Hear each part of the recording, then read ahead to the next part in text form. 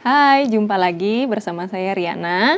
Jadi pada episode kali ini saya mau membahas hal yang lebih berdasarkan pengalaman ya.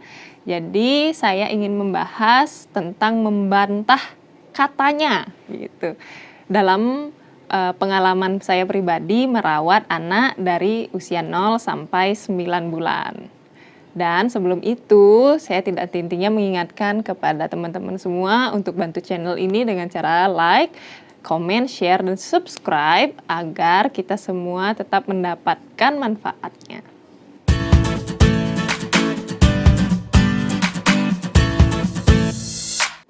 Jadi nih, dalam merawat bayi ya, dari usia 0 bulan, dari bayi baru lahir, apalagi kita di Indonesia dan khususnya kalau saya kan tinggalnya di Bali nih, banyak banget kita mendengar katanya gitu ya. Ini terlepas dari mitos. Jadi yang saya mau bahas di sini itu yang masih orang-orang awam bilang katanya.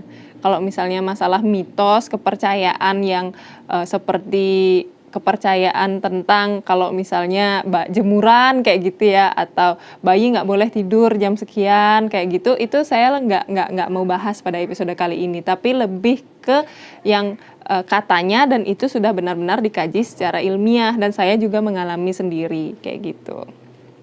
Oke, yang pertama yang mau saya bahas itu adalah tentang ASI. Saya pernah mendengar waktu saya baru melahirkan ya, katanya kalau misalnya ASI susah keluar, berarti ya udah emang ASI itu susah keluar, jadi bakalan dikit keluarnya kalau misalnya kita tidak bisa mengeluarkan ASI di hari pertama setelah melahirkan. Menurut pengalaman pribadi saya, ASI saya itu baru keluar di hari ketiga setelah saya melahirkan. Kalau boleh saya cerita sedikit pengalaman saya, waktu saya baru habis melahirkan, saya itu harus masuk ICU karena ada kondisi serius saat itu yang saya alami. Dan saya harus diobservasi selama 24 jam. Jadi kebayang dong, saya melahirkan itu sekitar jam 8 malam, apa jam setengah 9 malam.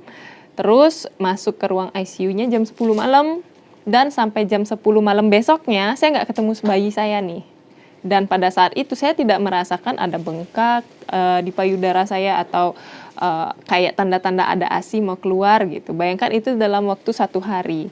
Jadi dengan sangat terpaksa anak saya waktu itu dibantu dengan susu formula agar dia mendapatkan cukup nutrisi untuk bertahan sampai dia bisa bertemu dengan saya kayak gitu ya. Lalu ketika setelah 24 jam keluar dari ICU, terus saya ketemu bayi, saya nggak langsung bisa nyusuin juga karena ternyata setelah dipijat payudara dan saya coba pencet itu ya, tidak ada ASI sama sekali yang keluar. Cuma waktu itu bidannya mengajarkan saya coba diajarkan dulu nyusuin, bisa kok kayak gitu, bisa kok. Dan saya lihat saat itu anak saya anteng-anteng aja, padahal ketika saya pencet payudara saya nggak ada ASI nih sama sekali, tapi kok bisa ya gitu, anteng-anteng aja nggak.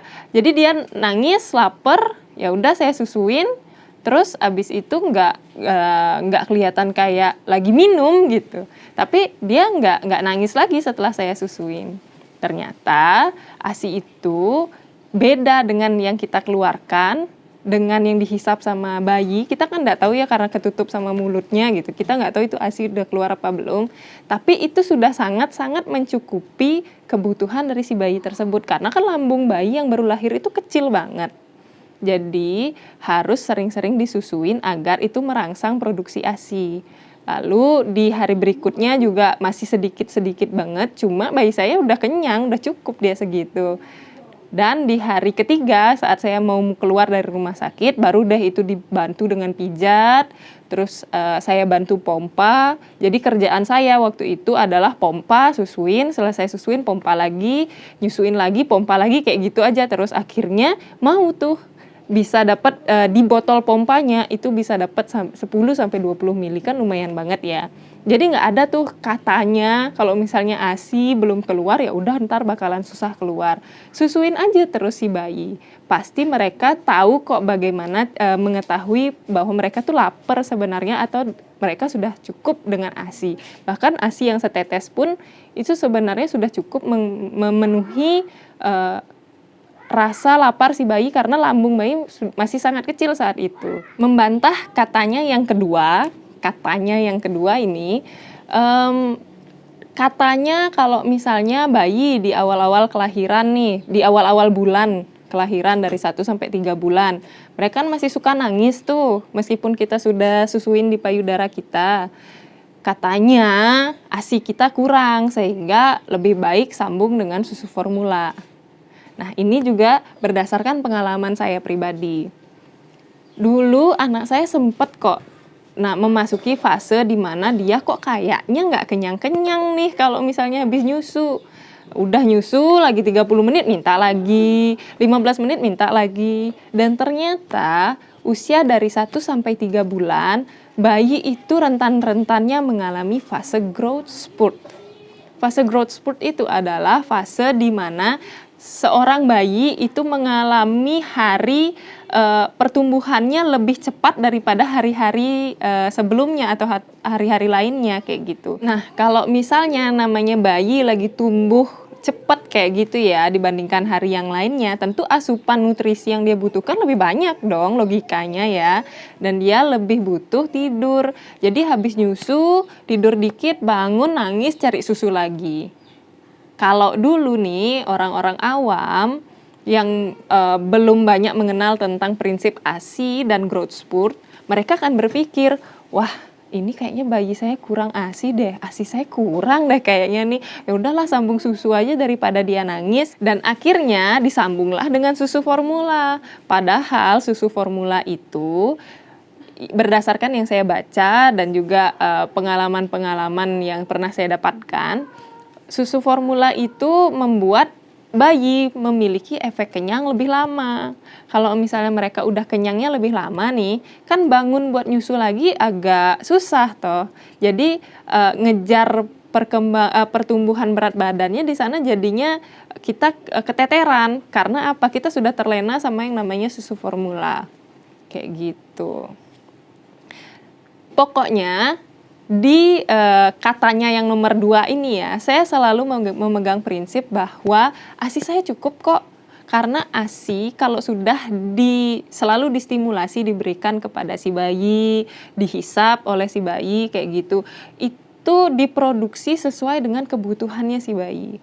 Tidak akan sama hasilnya dengan hasil pompa. Kalau misalnya kita sudah rutin direct breastfeeding atau menyusui langsung ya, terus kita juga pompa, meskipun hasil pompa itu sedikit, bukan berarti yang didapatkan si bayi itu sedikit loh ya, karena sangat-sangat berbeda.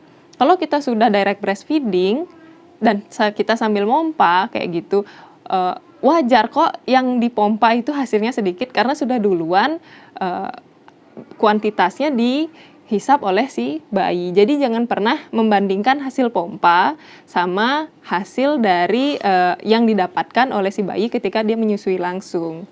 Gimana caranya meningkatkan hasil dari untuk perahan susunya ya, siapa tahu kita mau buat stok, siapa tahu nanti kita sakit, nggak bisa nyusuin langsung, terus akhirnya harus mengambil stok ASI perah kayak gitu ya.